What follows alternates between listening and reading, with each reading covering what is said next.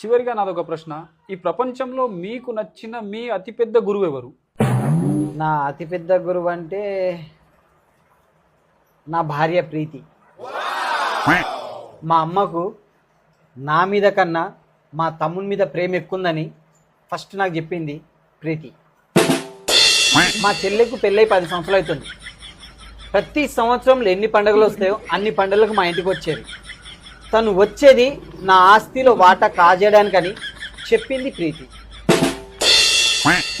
మా చుట్టాలింటికి తరచూ వెళ్తే అక్కడ మన విలువ తగ్గిపోతుందని చెప్పింది ప్రీతి. మా తమ్ముడు నాతో నవ్వుకుంటూ మాట్లాడుతాడు, నవ్వుకుంటూ ఉంటాడు ఎందుకంటే నాకు వెన్నుపోటు పొడవడానికి అని చెప్పింది ప్రీతి. ఇంతకు మించి గురువు ఎక్కడ దొరుకుతాయండి? అందుకే ఈ ప్రపంచంలో పెళ్ళైన మగాడికి భార్యకు మించిన గురువు ఉండదు.